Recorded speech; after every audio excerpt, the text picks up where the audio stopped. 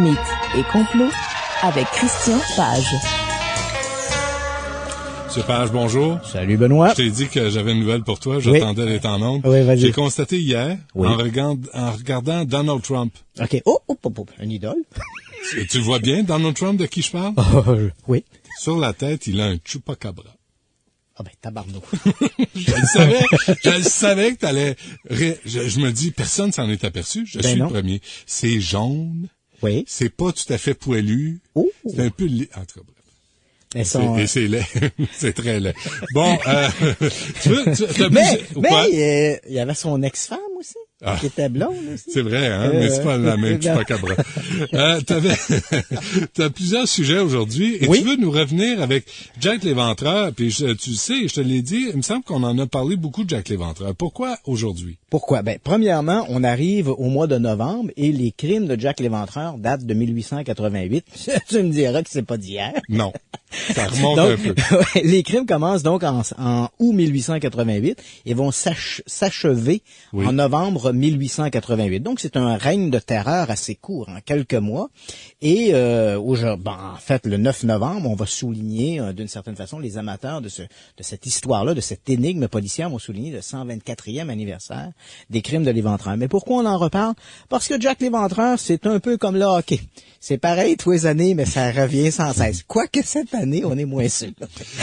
Et dans le cas de l'Éventreur, c'est devenu, ça s'est hissé au rang de la plus grande énigme policière de tous les temps. Dans le sens, qui était Jack l'Éventreur. Ouais. Donc, pour les gens qui nous écoutent, et qui ne connaissent pas trop cette histoire-là, je la résume assez rapidement. Je peux pas croire. Ouais, c'est difficile à croire. On en a fait des films. Il existe un nom. En fait, c'est l'assassin sur lequel on a le plus écrit de livres, d'ailleurs.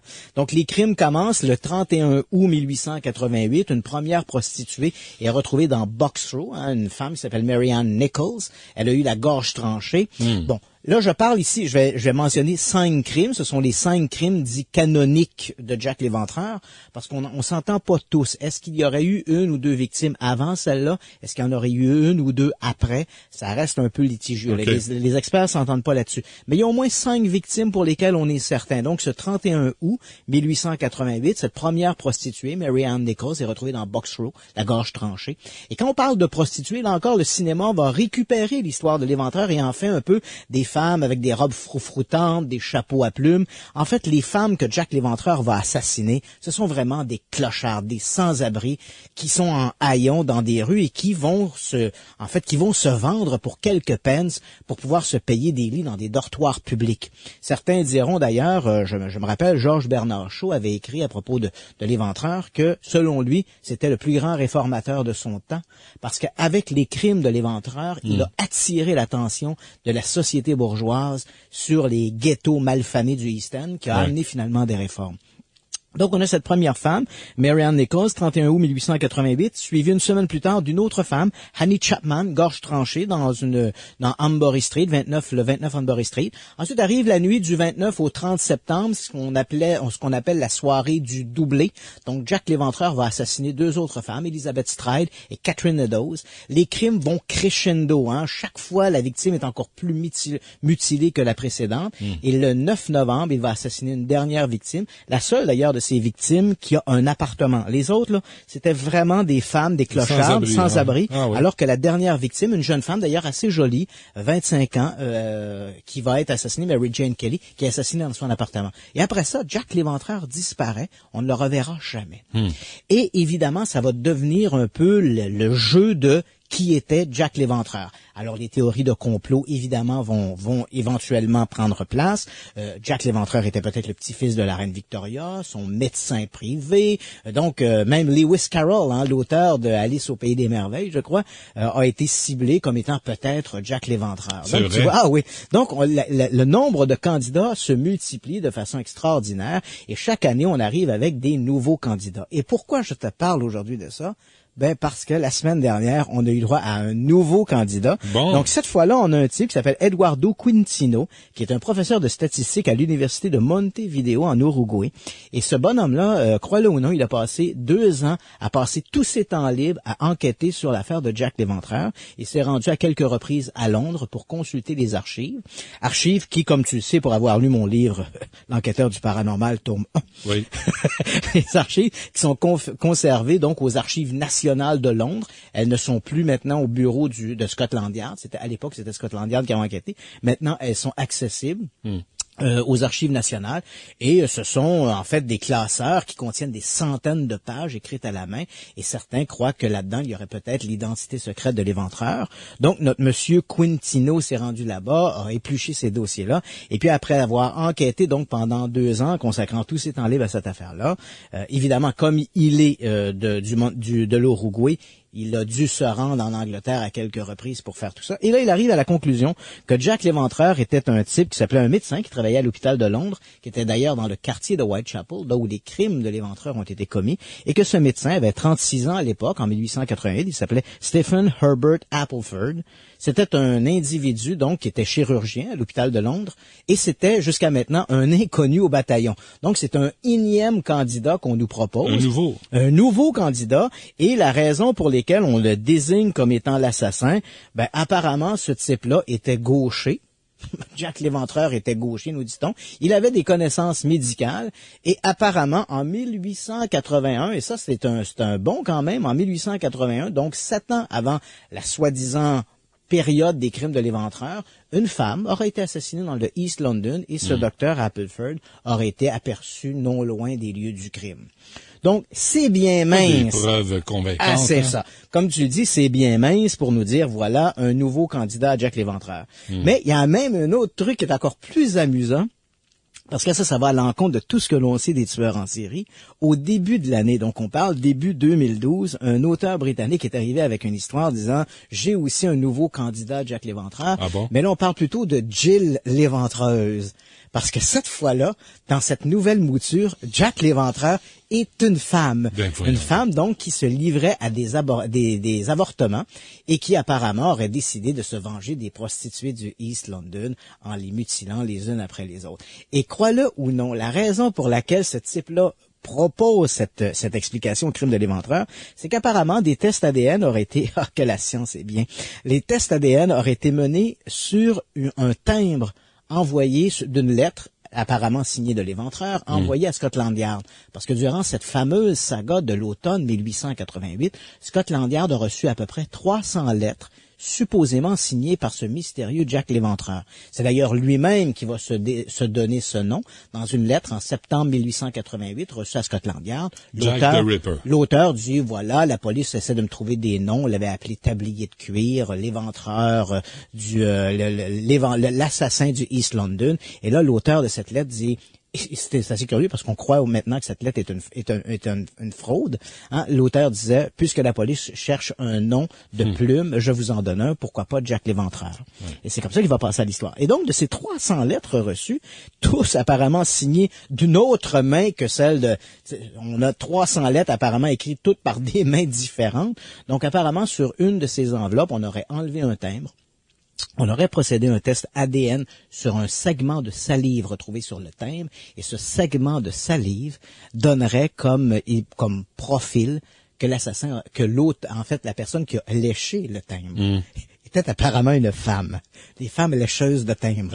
Embarque pas là-dedans. Donc, à partir de ce segment-là, cet auteur nous dit, voici pourquoi pas Jack l'Éventreur, une femme, et c'est une nouvelle hypothèse. Donc, uniquement, là, on parle de 2012, uniquement, l'année n'est pas encore achevée, et on a déjà 2 nouveaux candidats sur la liste des centaines de candidats qui circulent déjà. On n'arrête pas d'être émerveillé. Ah non, c'est ça. OK, on a le temps pour le Yeti, là. Ah, le Yeti. Un autre, ça. Écoute, un autre qui nous revient régulièrement dans l'actualité. Mais là, on a peut-être quelque chose à se mettre sous la dent.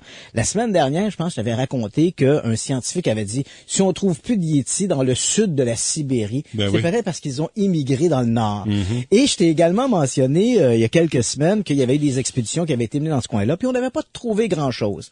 Mais voilà que l'an dernier, lors de l'une de ces expéditions, on nous a ramené des poils de Yeti. Donc, évidemment, il y a toute une gamme de poils de Yéti qui circulent à gauche et à droite. Et on se demande quoi faire avec ça. On vient à Donald Trump. Donald Trump. Des poils de Yéti sur la tête. Une bonne moumoute avec ça. Mais là, voilà, écoute, au-delà de la plaisanterie, ces fameux poils de Yéti, là, c'est la très sérieuse Académie des sciences. Lâche-moi donc. La très sérieuse Académie des sciences de Moscou qui a annoncé cette semaine que ces fameux poils de Yéti ont été proposés à 3 universités. Une à Moscou, bien sûr, l'Académie des sciences de Moscou, l'Université de Saint-Pétersbourg, et puis, bien sûr, l'Université de l'Idaho aux États-Unis. Idaho. L'Idaho. Qui étudie le Yéti. Oui, parce Pourquoi l'Idaho? Parce que à l'Idaho, au département d'anthropologie, il y a un type qui s'appelle Jeff Meldrum, qui est un anthropologue qui, lui, est fasciné par l'histoire du Yéti. Donc, il a un petit peu forcé la main à l'institution pour s'intéresser à l'affaire. Je veux des poils, moi aussi. Bon, et là, on a pris ces fameux poils qu'on a analysés, test ADN, et là, la très sérieuse Académie des sciences de Moscou nous a annoncé la semaine dernière. C'est une femme. Non, on nous a annoncé finalement que ces poils n'appartenaient en fait à aucune espèce connue de la région de la Sibérie où ils ont été trouvés. C'est pas des poils d'ours, c'est pas des poils de bœuf, c'est pas des poils de chèvre. Nous n'irons pas trop loin sur ce terrain glissant, mais donc ça n'appartient pas à la faune locale. Et ce qu'on nous dit aussi, c'est que ces poils sont visiblement ceux d'Homo sapiens qui sont plus proches de l'homme que du chimpanzé. Mais comme on n'a pas de poils de Yéti identifiés dans un catalogue de taxinomie. Ben, comment tu veux savoir? On peut pas savoir si c'est le vrai. Exactement. Comment tu peux répertorier des poils de Yéti si t'en as jamais touché? Exactement. Et là, on en a des vrais. Ouais, là, on en a apparemment, en tout cas, qui semblent poser un problème. Ils ont été trouvés dans une caverne dans le sud de la Sibérie et où on a beaucoup d'observations du Yéti. Donc, on a mené des expéditions dans ce secteur-là et on a ramené ces fameux poils. Et là, j'en pleure pratiquement. Et les analyses semblent démontrer qu'on a peut-être quelque chose sous la main. Mais ce que je comprends pas... Sous la main. Je comprends. On peut l'avoir sur la langue, mais là, c'est sous la main. Mais ce que je comprends pas, c'est... dramatisation, OK? Les enquêteurs du paranormal arrivent dans la caverne. Il y a des poils à terre. Ils voient des poils à terre. Ils se disent, des poils de Yéti? Ça doit être des poils de Yéti. Ben, certain. Pas des poils de loup. Pas des poils de Bertha. Des poils de Yéti, toi. Ben oui. Et là, ils partent avec leur petit sac de floc. C'est parce qu'ils sont frisés. Les poils de Yéti sont frisés. Lesquels ne sont pas frisés. Ah. On s'arrête là-dessus, on revient après la pause, ça suffit.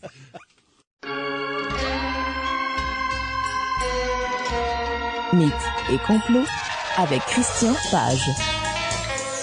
Bon, Monsieur Page, passons donc à l'autre sujet, l'âme quantique. Oui, l'âme quantique. Est-ce que je t'ai déjà parlé, Benoît, de la physique quantique? Un peu. Un peu? J'ai rien compris, mais c'est pas grave. J'espérais que tu ne me poses pas la question.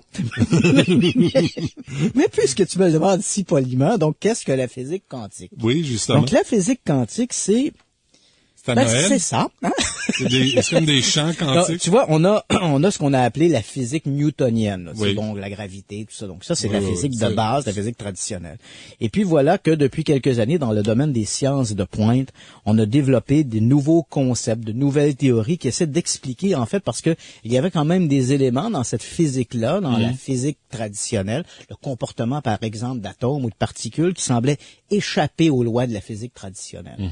Et là, donc, on a émis des hypothèses. Certaines paraissent un peu, pour le commun des mortels, un peu tirées par les cheveux, mais c'est quand même des nouvelles approches, des nouvelles techniques qui permettraient d'expliquer l'impossible dans l'impossible en faisant appel à la physique de la physique, la physique quantique. Là, tu sais qu'on est mercredi après-midi. Oui. OK. Oui. Continue. Bon. Cela étant dit... Je te trouve un peu un peu lourd aujourd'hui là. Mais tu sais que la physique quantique, de toi à moi, c'est un peu la solution miracle. Hein? C'est-à-dire que les amateurs de paranormal, puis on va en parler d'ailleurs, on a 2 nouvelles qui révèlent un peu ça. Mais fais ça vite parce qu'il te reste juste 7 minutes là, oui. tu vas en parler. Les amateurs de paranormal, de phénomènes paranormaux, évoquent souvent la physique quantique comme si c'était un peu la solution miracle à tout ce qui échappe à la connaissance scientifique. Je pense que c'est un peu un raccourci facile, mais bon, c'est quand même un peu le mot d'ordre. Quoi qu'il en soit, on en arrive avec notre âme quantique. Donc, il y a 2 scientifiques, l'un britannique et un américain, Stuart Hameroff, qui est professeur émérite du Centre d'études sur la conscience de l'Université de l'Arizona, et un physicien britannique, Sir Roger Penrose, qui lui a même contribué un peu à élargir la théorie de la relativité restreinte. Donc, ces gens-là arrivent avec une nouvelle théorie que l'âme ne serait pas un concept mystique ou religieux, mais l'âme pourrait relever de la physique quantique. Ah bon? Bon, là, on est mercredi après-midi. Je vais essayer de t'expliquer la patente, comment eux autres, ils voient ça. Selon eux, l'âme ou la conscience, hein, c'est bon, pour eux, c'est un peu synonyme, serait une forme d'énergie qui existerait dans l'infiniment petit et un peu comme nos cellules nerveuses auraient des mécanismes pour emmagasiner cette énergie, des mécanismes ou qu'on pourrait appeler et que eux appellent en fait des microtubules. Tout, le mot magique aujourd'hui, microtubules. Oui. Donc cette énergie serait emmagasinée dans ces microtubules qui seraient partie intégrante de nos cellules nerveuses. Oui. Et lorsque l'on meurt, c'est cette énergie qui serait libérée des microtubules vers l'au-delà, hein, ou vers n'importe quoi, vers l'univers, qui provoquerait le phénomène des expériences de mort imminente. Donc, comment ça fonctionne, eux, leur hypothèse, et là, je vais essayer de montrer un peu, de prendre une image très imagée pour faire un pléonasme. Tu te rappelles la fameuse série Star Trek, hein? Bon, on se téléportait d'une planète à une autre, du vaisseau. je vois ton air ébahi que mon explication te surprend. Donc, on décomposait le corps en énergie et on le recomposait ailleurs, sur la planète. Bing me up, Scotty. Bing me up, Scotty. There's no intelligence life form on this planet. Il n'y a pas d'intelligence. Et donc, cette idée-là, eux, c'est de dire, on a cette énergie qui forme la conscience. Au moment où on meurt, cette énergie est envoyée, elle est évacuée vers l'univers. Mais si on revient à la vie, ce qui va se produire, c'est que nos microtubules, un peu comme si on remet le courant, va se recharger d'énergie. Et comme dans l'infiniment petit, dans la physique quantique, les particules sont liées entre elles, les particules nouvelles vont se mettre à vibrer au même rythme que notre conscience qui a un peu foutu le camp. Qu'est-ce que t'as bu, toi, aujourd'hui? Hein? Qu'est-ce que t'as mangé? Bon, c'est bien bizarre. Et donc, tu finis avec l'arme quantique? Donc, j'ai rien compris. Ce serait donc ça. Donc, en fait, okay, c'est de l'énergie. C'est beau. Notre conscience existerait réellement, c'est de l'énergie. C'est de l'énergie. Oui. Parfait. C'est comme un dynamo. Ben, t'en plein ça. Écoute, Benoît, parlons de physique quantique. Là, il te reste 2 minutes et demie, là. Écoute, parlant de physique, quand je t'ai dit tantôt que c'est un peu l'explication absolue que les amateurs de mystère soutiennent, écoute, je te donne un exemple. Lorsque tu t'en vas en voiture, ça t'est déjà arrivé sûrement sans même le savoir, sans même le voir, sans même l'entendre. Ou le sentir.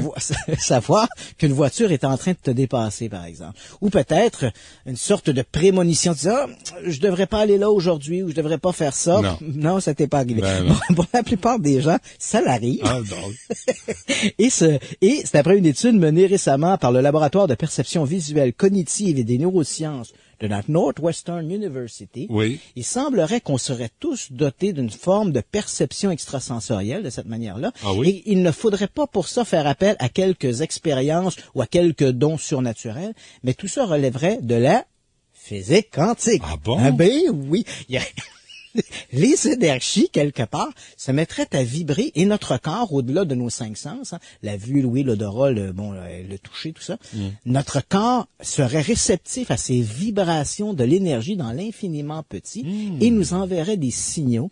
Et ces signaux-là nous amèneraient finalement à prendre des décisions, parfois un peu comme si c'était surnaturel, c'était fantastique. On parle ici, bien sûr, d'une prémonition rapprocher. Hein. C'est pas un événement qui va se passer dans 3 semaines. Oui. C'est de dire, oh, je viens pour monter l'escalier, je viens pour faire ci, je viens pour rentrer ici. Oui, là, j'ai une hésitation. Pourquoi ça? Pourquoi je vais tourner à droite au lieu de tourner à gauche? Pourquoi? Et cette prémonition à très, très court terme serait liée à des vibrations dans l'infiniment petit que notre corps percevrait. Et donc, on serait tous des clairvoyants par cette énergie quantique. C'est drôle, hein? J'ai l'image de Robert Kennedy juste avant qu'il se fasse assassiner. Puis il serrait des mains. Il serrait des mains, mais il avait tourné à droite, puis finalement, il est parti à gauche. Ouais, il aurait pas dû faire ça. Lui, ça a pas marché. La physique quantique c'était pas la mode dans le temps. En 68? C'était vraiment pas la mode, ça Benoît, dans le temps. Hein?